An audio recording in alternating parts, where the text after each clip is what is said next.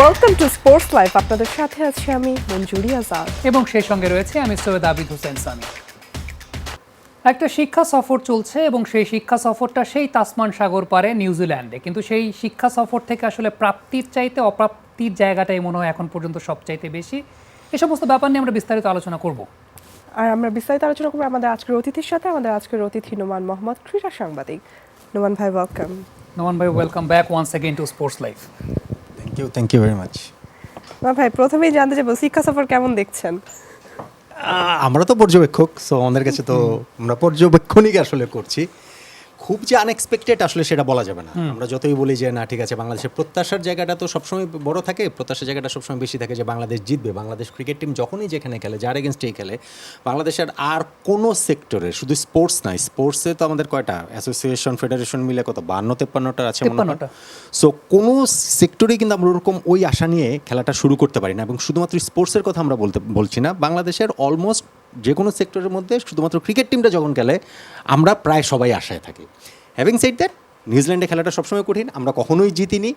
আমাদের জন্য এই সফরটা আরও কঠিন ছিল। সাকিব আল হাসান যায়নি, ওয়ানডে সিরিজের পরে তো তামিম চলে এসেছে, মুশফিক ইনজুরির কারণে খেলতে পারেনি। তারপরও বাংলাদেশের কাছ থেকে আরও বেটার কোয়ালিটির ক্রিকেট আমরা এক্সপেক্ট করেছিলাম। বাংলাদেশ না যদি জিততো ফাইন, মানে নিউজিল্যান্ড বেটার ক্রিকেট খেলে জিতে নিয়েছে, কিন্তু আমরা বাংলাদেশের কাছ থেকে আরও বেটার কোয়ালিটির ক্রিকেট এক্সপেক্ট করেছিলাম, এটা বলতে গেলে। নোমান ভাই, আলোচনা আরও করবো, তার আগে একটা তত্ত্ব পেয়েছি, সেই তত্ত্বটার একটু বিশ্লেষণ দেখে আসতে চাই। 3 বিভাগে একসঙ্গে জ্বলে উঠতে পারছে না বাংলাদেশ, যে কারণে একের পর এক পরাজয় দেখতে হচ্ছে।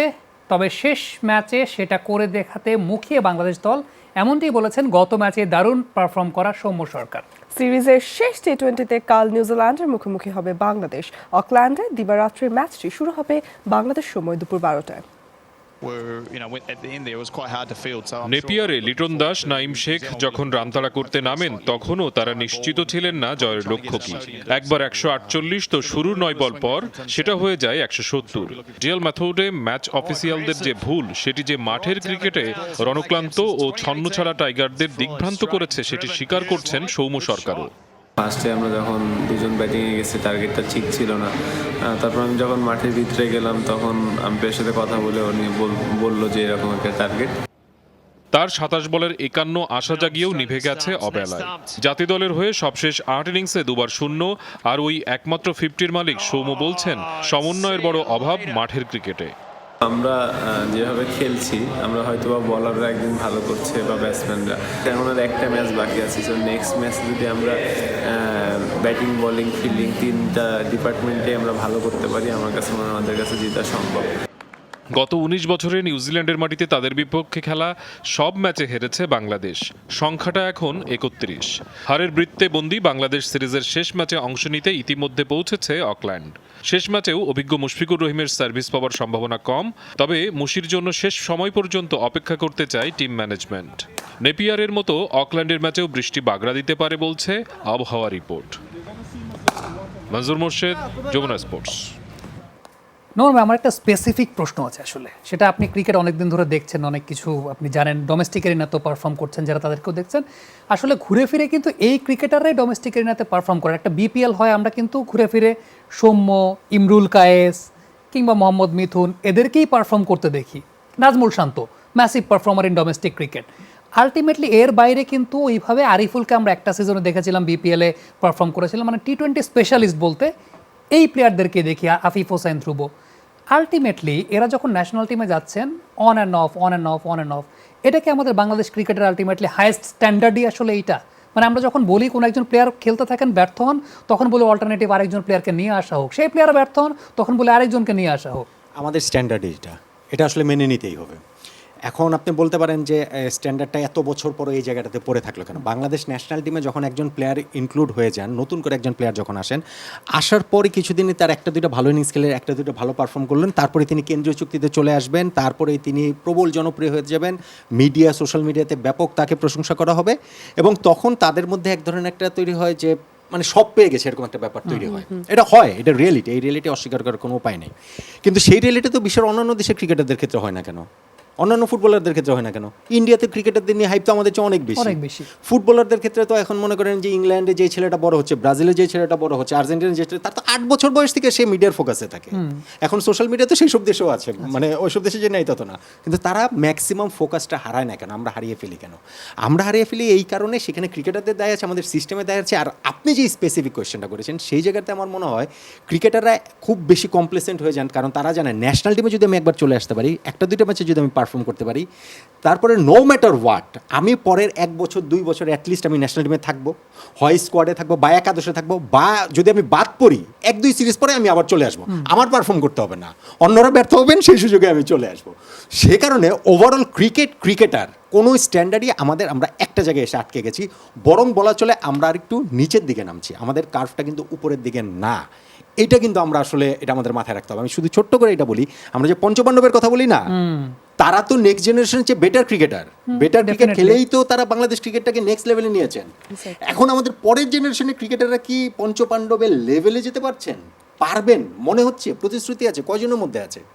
তারা যদি ওই লেভেলেই যেতে না পারেন, তাহলে তো এই লেভেলের উপরে তো বাংলাদেশ ক্রিকেটই উঠতে পারবে না। উচিত তো হচ্ছে কি পঞ্চপাণ্ডবকে ছাড়িয়ে যাওয়ার মতো ক্রিকেটার আমাদের প্রডিউস করা উচিত। সাকিবের চেয়ে বেটার ক্রিকেটার, মাশরাফির চেয়ে বেটার ক্রিকেটার, তামিমের চেয়ে বেটার ক্রিকেটার, মুশফিক, রিয়াদ, তাদের কাছাকাছি মানে ক্রিকেটারই তো আমরা প্রডিউস করতে পারছি না। রোমান ভাই, এই জায়গায় একটা প্রশ্ন হয় যে একজন প্লেয়ারের কিভাবে হচ্ছে গিয়ে কেরিয়ারটা হবে, সেটা তো ডিপেন্ড করে হচ্ছে গিয়ে আমাদের একাডেমির উপরে। সো আমাদের একাডেমিটা কি প্রপারভাবে কাজ করতে পারছে? আরেকটু স্পেসিফাই করে যদি বলি, এইচপির সাকসেসটা আসলে কি গত কয়েক বছরে? না, এটা হচ্ছে কি সব কিছুর উপরে ডিপেন্ড করে। দেখেন, আমি কিন্তু কখনো এই জিনিসটা হচ্ছে কি বাংলাদেশের ক্রিকেটের ওভারঅল যে সিস্টেম, ওভারঅল যে ক্রিকেট সিস্টেম দাঁড়িয়েছে, যে ক্রিকেট কালচার আমাদের দাঁড়িয়েছে, তাতে একটা প্লেয়ার ওই সর্বোচ্চ তার ক্ষমতার সর্বোচ্চ পর্যায় পর্যন্ত যেতে পারে সেরকমও হচ্ছে না। এটা আমরা যদি গত 4-5 বছর ধরে দেখি, সেই জিনিসটা হচ্ছে না।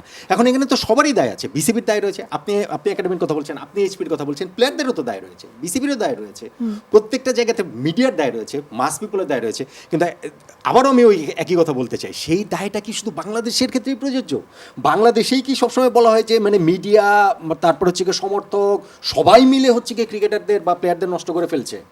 অন্যান্য দেশের ক্ষেত্রে এটা হয় না? অন্যান্য দেশের ক্ষেত্রে তাহলে ওই জিনিস হচ্ছে না। ডেফিনেটলি অন্যান্য দেশের ক্রিকেট বোর্ডের কথা অ্যাটলিস্ট আমি বলতে পারি, অন্যান্য দেশের ম্যাক্সিমাম দেশের ক্রিকেট বোর্ড বাংলাদেশ ক্রিকেট বোর্ডের চেয়ে আরও প্রফেশনালি চলে, আরও ভালোভাবে চালিত হয়। কিন্তু তারপরও যেই সুযোগ সুবিধা আছে বাংলাদেশেরটা তো বাংলাদেশের কনটেক্সটে বিচার করতে হবে রে ভাই।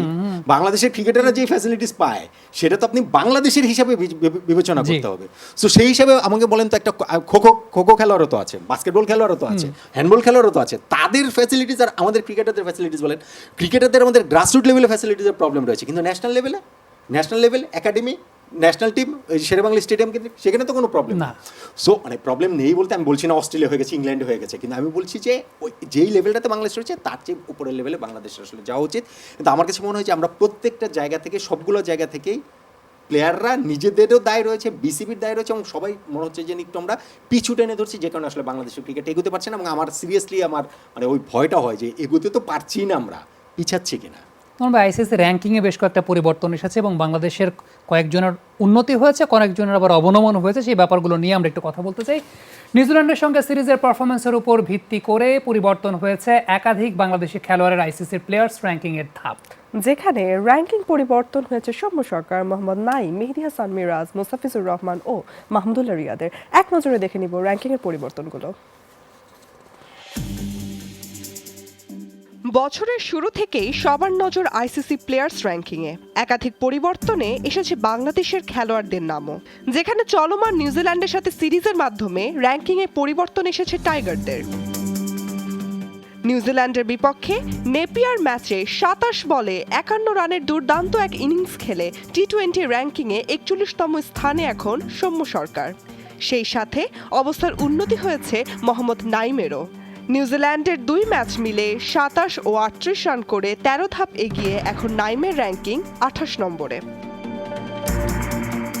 ওয়ানডে র্যাঙ্কিংয়ে নিজের অবস্থার উন্নতি করেছেন মাহমুদুল্লাহ রিয়াদ। তৃতীয় ওয়ানডেতে নিউজিল্যান্ডের বিপক্ষে অপরাজিত ৭৬ রানের ইনিংস খেলে ৭ ধাপ গিয়ে জিম্বাবুয়ের ব্র্যান্ডন টেইলরের সাথে যৌথভাবে অবস্থান করছেন ৪০তম স্থানে। কিন্তু ওয়ানডে র্যাঙ্কিংয়ে নিজের অবস্থার অবনতি দেখছেন মেহেদী হাসান মিরাজ ও মোস্তাফিজুর রহমান। মেহেদী হাসান ৪ থেকে নেমে এখন ৫ নম্বরে, আর কাটার মাস্টার মোস্তাফিজ ৬ ধাপ পিছিয়ে অবস্থান করছেন র্যাঙ্কিংয়ের ১৭ নম্বর অবস্থানে। কিন্তু নিউজিল্যান্ডের সিরিজ না খেলেও পরিবর্তন হয়নি সাকিবের। ওয়ানডেতে এখনো শীর্ষস্থানের অধিকারী বিশ্বসেরা অলরাউন্ডার সাকিব আল হাসান। মঞ্জুরি আজাদ, যমুনা স্পোর্টস। সময় পাল্টে যায়, কিন্তু ডিপ্লোমা সে একই স্বাদে একই মানে যুগ যুগ ধরে রয়ে যায়। নন ভাই, একটা ইনিংসে সৌম্য সরকারের টি-20 র্যাঙ্কিংয়ে উন্নতি হয়েছে, এখানে আত্মতুষ্টিতে ভোগার সুযোগ কতটুকু? বাংলাদেশ টিমেও তার র্যাঙ্কিংয়ে উন্নতি হয়েছে, নেক্সট ম্যাচ খেলা নিশ্চিত হয়েছে, নেক্সট সিরিজ খেলা নিশ্চিত হয়েছে। শুধু সৌম্যর কথা আপনি বলবেন কেন, এটা সবার ক্ষেত্রেই প্রযোজ্য। আপনি ধরেন যে এই সিরিজে মোহাম্মদ মিঠুন একটা ম্যাচে ভালো ইনিংস খেলেছেন, যে কারণে তারপরে 3টে ইনিংস তিনি খেলছেন। টি-20তে মিঠুন খেলছেন, টি-20তে মিঠুন কেন খেলবেন, কি কারণে খেলবেন? এটা মিঠুনের প্রতি কোনো ডিসরেসপেক্ট না, কিন্তু হচ্ছে গিয়ে যে ভাই টি-20 তো তার প্যাটার্নের খেলা না। এটা যদি মিঠুন আগামীকালকে ম্যাচে যদি মিঠুন মনে করেন যে মানে বাংলাদেশকে 50 বলে 76 রান করে ফেললো, তারপর আমি এই কথা বলবো। টি-20 তো মিঠুনের খেলা না। আপনি প্রত্যেকজন প্লেয়ারের কথা দেখেন যে বাংলাদেশের যেসব প্লেয়াররা রয়েছেন, একটা দুইটা ম্যাচ খেলেই তারা ওই আত্মতুষ্টির জায়গাটাতে চলে যায়। আপনি তো র্যাঙ্কিংয়ের কথা বলছেন, আপনার আগের প্রশ্ন ধরে বলি, তাহলে কি এটাই কিন্তু বাংলাদেশের সেরা খেলোয়াড়? আমরা 20 জন প্লেয়ার নিয়ে নিউজিল্যান্ডে গিয়েছি, এর চেয়ে বেটার ক্রিকেটার আমরা বাংলাদেশে রেখে গিয়েছি, সেটা আমি বিশ্বাস করি না। এটা হচ্ছে কি পাবলিক ওপিনিয়নটা সবসময় এরকমই থাকে, যে প্লেয়ারটা খেলে না দল যদি হেরে যায় মনে হচ্ছে কি সে দলে থাকলেই সেঞ্চুরি, মানে এখন মনে হচ্ছে ইমরুল কাজ থাকলে কিছু একটা করে সিমুল কাজ থাকলেই হচ্ছে কি বাংলাদেশকে জিতিয়ে দিত। কিন্তু সেটা হচ্ছে কি রিয়েলিটির। আমি একটা ক্লাসিক এক্সাম্পল দিই, সে সৌম্য সরকার। সৌম্য লাস্ট সিরিজে হচ্ছে কি ওয়েস্ট ইন্ডিজের সঙ্গে 7 নম্বরে খেলেছে, পুরা মাস পিপলের মানে ছিল একটা প্রবল জনমতটা কি ছিল, টপ অর্ডারে খেলিয়েছে। সৌম্য যখন প্রথম 3-4টা ম্যাচ কিন্তু নিউজিল্যান্ডে পরপর ফেল করেছে, তখন জনমতটা কি, সৌম্য চলে না, তাকে বের করে দেওয়া উচিত, কোনোভাবেই তাকে খেলানো উচিত না। আবার যখন সৌম্য লাস্ট ম্যাচে 50 করেছে, এখন জনমত কি, সৌম্যকে অবশ্যই আগামী 3 মাস 7 ম্যাচ 2 বছর খেলানো উচিত। সো মাস পিপলের জনমত যখন এইভাবে আপনার মানে সুইং করে, সেটা করুক, আমার তাতে আপত্তি নাই। আপত্তির জায়গা যেটা সেটা হচ্ছে কি যে বাংলাদেশ টিম ম্যানেজমেন্টের ওই মতামতটা ওইভাবেই সুইং করে, মাস পিপলের উপরে ডিপেন্ড করে, এবং প্লেয়াররা যে কারণে আত্মতুষ্টিতে ভুগে যান। সৌম্য নিশ্চিতভাবেই জানেন এই ইনিংস খেলা মানে আগামী তার সিরিজটা তার নিশ্চিত হয়ে গেল, কনফার্ম হয়ে গেল। বাংলাদেশ ক্রিকেট বোর্ডের ব্যর্থতা কোথায়? বাংলাদেশ ক্রিকেট বোর্ড এর চেয়ে বেটার কোয়ালিটির ক্রিকেটার প্রডিউস করতে পারছে না। আমাদের ডোমেস্টিক সার্কিট আপনি যে কথা বলছিলেন, Shanto scored heavily, he used to score heavily in the last 2-3-4 years. কি হয়েছে? তিনি পারছেন না। তার মানে কিন্তু এখন আপনি ডোমেস্টিকে যারা ভালো করবে না তাদেরকে তো আপনি নেবেন না, আপনি ডোমেস্টিকে যারা ভালো করবে তাদেরকে নেবেন। তার মানে আমাদের ডোমেস্টিকের মানটা ওই আপ টু দ্য মার্ক না। ডোমেস্টিকের মান ভালো করার দায়িত্ব কার? এটা তো প্লেয়ারদের দায়িত্ব না ভাই। যখন ইমরুল কায়েস খেলবেন, ইমরুল কায়েস তো সেঞ্চুরি করতে চাইবেন, যখন শান্ত খেলবেন, শান্ত তো সেঞ্চুরি করতে চাইবেন। কিন্তু ডোমেস্টিক স্ট্রাকচারটা ভালো করা, উইকেট ভালো করা, মান ভালো করা, এই দায়িত্বটা বাংলাদেশ ক্রিকেট বোর্ডের। সো বেসিক কিন্তু শেষ পর্যন্ত যে যারা নীতি নির্ধারক সেই জায়গাতে গিয়ে আটকাচ্ছে। আপনি যদি সেই জায়গায় কাজ না করেন, আমরা প্লেয়ারদের সমালোচনা করছি, অবশ্যই প্লেয়ারদের সমালোচনা করব, কিন্তু আপনার শেকড়টা কিন্তু ওই জায়গাটাতে। বাংলাদেশ ক্রিকেট বোর্ডের ওই জায়গাগুলোতে যদি পরিবর্তন না হয়, বাংলাদেশ ক্রিকেটের এই বেসিক জায়গাগুলো যদি পরিবর্তন না হয়, তাহলে হচ্ছে কি টুর্নামেন্ট হবে, স্কোর করবে তারা, রান করবেন তারা, কিন্তু শেষ পর্যন্ত গিয়ে সেটার আসলে লাভ হবে না। ধরুন শান্ত যে লাস্ট আমাদের বঙ্গবন্ধু টি-20 কাপ যেটা হয়েছে, সেখানে তো সেঞ্চুরি করেছে কি, টুর্নামেন্টে তার স্ট্রাইক রেট ছিল ক্লোজ টু 160, ওভার 300 রান তিনি করেছেন। আমরা তো তাকে টি-20তে খেলাচ্ছি না, মানে খেলাচ্ছি না আমি বলছি না, কিন্তু তাকে খেলাতে হবে। আমি বলছি যে খেলাচ্ছি না, কারণ ওই টি-20 টুর্নামেন্টের মানটা ইন্টারন্যাশনাল মানের চেয়ে এত পিছিয়ে, ওইটা আসলে খুব বেশি ধর্তব্যের মধ্যে রাখার কোনো প্রয়োজন নেই। কিন্তু আইপিএলে যদি কেউ ভালো করে, বিগ ব্যাশে যদি কেউ ভালো করে, তারপর হচ্ছে ক্যারিবিয়ান প্রিমিয়ার লিগে যদি কেউ ভালো করে, তার পক্ষে কিন্তু ইন্টারন্যাশনাল ক্রিকেট খেলাটা তুলনামূলক সহজ, সিলেক্টেডদের জন্য সহজ, কারণ ওইখানে কিন্তু মানের পার্থক্যটা তুলনামূলক অনেক কম। টু সাম এক্সটেন্ট আইপিএল এর স্ট্যান্ডার্ড তো হচ্ছে কি আপনার ইন্টারন্যাশনাল ক্রিকেটের চেয়েও বেশি। এটা ইউ হ্যাভ টু অ্যাডমিট ইট। আমি এই জায়গাটা নমন ভাই একটা প্রশ্ন করি, সেটা হচ্ছে যে এই যে এক ফরম্যাটের পারফরমেন্স দেখে আরেক ফরম্যাটের স্কোয়াড ঘোষণা করা বা আরেক ফরম্যাটের সেই প্লেয়ারকে বিবেচনা করা, যেমন আপনি যেমনটা বললেন শান্ত টি-20তে বঙ্গবন্ধু টি-20তে ম্যাসিভ পারফরমেন্স করেছেন, তিনি ব্যর্থ হলেন কোথায়? ওয়েস্ট ইন্ডিজের সঙ্গে টেস্টে ব্যর্থ হলেন কোথায়? ওয়েস্ট ইন্ডিজের সঙ্গে ওয়ানডেতে। টি-20তে তো এখন পর্যন্ত শান্ত পরীক্ষিত না, তাহলে শান্তর সুযোগ কেন নাই? শান্তর সুযোগ নেই কারণ আমরা সবসময় লাস্ট ম্যাচটাই মনে রাখি। আমি সৌম্যর যে উদাহরণটা দিলাম, ফরম্যাটটা কি আসলে ওইটাই আপনার ফরম্যাট কোনো কিছু না, আমরা লাস্ট ম্যাচ মনে রাখি। সৌম্যকে আগামীকাল থেকে টেস্ট খেলা যদি শুরু হয়, সৌম্যকে খেলাতে হবেই হবে, এটা কিন্তু মনে করেন কেউ আটকাতে পারবে না, কারণ সৌম্য লাস্ট ম্যাচে স্কোর করেছে। ওই যে মিঠুন মিঠুন ওই যে 73 করেছে ওয়ানডে সিরিজে, তাকে টি-20তে খেলাতে হবে, খেলিয়েছে। সো আমাদের তো এই সমস্যা তো আছে, এটা তো অস্বীকার করার কোনো উপায় নেই। এনিওয়েজ নোমান ভাই, থ্যাংক ইউ ভেরি মাচ আপনার ওপিনিয়নের জন্য। শুরু হলো বঙ্গবন্ধু নবম বাংলাদেশ গেমসের আনুষ্ঠানিকতা। সকালে টুঙ্গিপাড়ায় মশাল জ্বালিয়ে এর আনুষ্ঠানিকতার সূচনা করেন বাংলাদেশ অলিম্পিক অ্যাসোসিয়েশনের সভাপতি এবং সেনাবাহিনীর প্রধান জেনারেল আজিজ আহমেদ। মুজিব বর্ষকে স্মরণীয় করে রাখতে। অবশেষে বঙ্গবন্ধু জন্মশতবার্ষিকীতে বাংলাদেশ গেমসের বিশেষ আসরটি আনুষ্ঠানিকভাবে মাঠে গড়াচ্ছে বৃহস্পতিবার। করোনার কারণে 2 দফা গেমসের দিনক্ষণ পেছালেও এবার আয়োজনে দৃঢ় অবস্থান আয়োজক বাংলাদেশ অলিম্পিক অ্যাসোসিয়েশন BOA।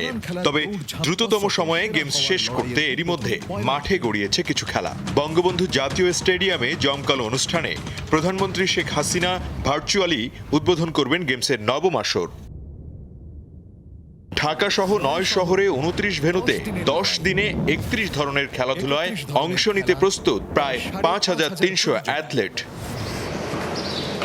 বুধবার বঙ্গবন্ধুর জন্মস্থান টুঙ্গিপাড়ায় মশাল জ্বালিয়ে নবম বাংলাদেশ গেমসের আনুষ্ঠানিকতার সূচনা করেন বাংলাদেশ অলিম্পিক অ্যাসোসিয়েশনের সভাপতি ও সেনাবাহিনীর প্রধান জেনারেল আজিজ আহমেদ।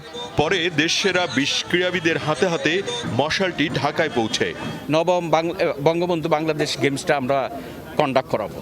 সেক্ষেত্রে হয়তো আপনাদের অন্যান্যবার যেরকম হতো তার থেকে হয়তো কিছুটা কম মনে হতে পারে, বাট আমাদের প্রস্তুতি এবং অন্যান্য যে সমস্ত আমরা ব্যবস্থা করেছি, আশা করি যে উদ্দেশ্য নিয়ে যে টার্গেট নিয়ে আমরা এই বাংলাদেশ গেমস আয়োজন করতে যাচ্ছি সেটা সফল হবে। তবে করোনার থাবা আবারও তীব্র হয়ে উঠেছে, তাতে সতর্ক আয়োজকরা। করোনার এই দ্বিতীয় ঢেউয়ের মাঝে খেলোয়াড় ও আয়োজকদের আরও সতর্ক থাকার আহ্বান যুব ও ক্রীড়া প্রতিমন্ত্রীর। সফলভাবে গেমস আয়োজন নিয়ে আশাবাদী আয়োজক BOA মহাসচিবও। টুঙ্গিপাড়া থেকে ঢাকায় আসা মশালটি মূল মঞ্চে প্রজ্বলন করবেন গলফার সিদ্দিকুর রহমান ও 2016 সালে এসএ গেমসের জোড়া স্বর্ণজয়ী সাঁতারু মাহফুজা খাতুন শিলা। এত বড় একটা সম্মান আমাকে বাংলাদেশ অলিম্পিক দিয়েছে, মানে আমি এটা ইতিহাসের সাক্ষী হয়ে থাকলাম। আসলে স্পেশাল এবং we feel proud to be part of here. Bangladesh গেমসের আনুষ্ঠানিক উদ্বোধনের আগেই শুরু হয়েছে নারীদের ফুটবল ও ফেন্সিং। এর আগে শেষ হয়েছে বঙ্গবন্ধু বাংলাদেশ গেমসের নারী ক্রিকেট। সালাউদ্দিন সুমন, যমুনা স্পোর্টস, ঢাকা। দর্শক, বঙ্গবন্ধু বাংলাদেশ গেমস নিয়ে আমাদের কাছে আরও একটি রিপোর্ট আছে, দেখে আসবো।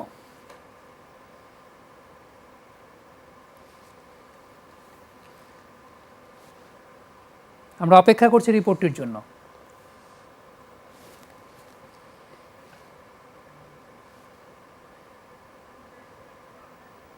পিছিয়ে শুরু হলো বঙ্গবন্ধু বাংলাদেশ গেমসের আনুষ্ঠানিকতা। হাতে হাতে এই মশাল ঢাকায় পৌঁছে দেন সাবেক ক্রীড়াবিদরা। এই মশাল বহনকারীরাই দেশের জন্য বয়ে এনেছেন সাফল্য, আন্তর্জাতিকভাবে অনন্য উচ্চতায় নিয়ে গেছেন দেশকে। শুরুতে মশাল হাতে দেখা যায় সাবেক ফুটবলার ইলিয়াস হোসেন ও সাবেক ভলিবল খেলোয়াড় জেসমিন খান পপিকে।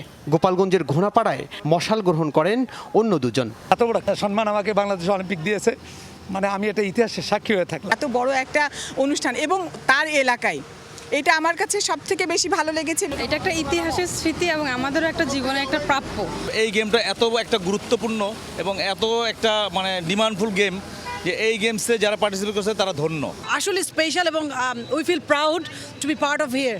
মশালটি প্রমত্তা পদ্মা পার হয় আরসার রোমান সানার হাতে। এভাবেই 10টি ভাগে ভাগ হয়ে মশাল বহন করেন 20 জন ক্রীড়াবিদ। সবশেষ ঢাকায় মশাল তুলে দেওয়া হয় BOA এর মহাসচিব এবং যুব ও ক্রীড়া প্রতিমন্ত্রীর কাছে। তারা হস্তান্তর করেন 2 জন ক্রীড়াবিদের হাতে। সারা বাংলাদেশের মানুষ কিভাবে চলবে, কিভাবে গণপরিবহনগুলো চলবে, এই বিষয়ে একটি নির্দেশনা এসেছে।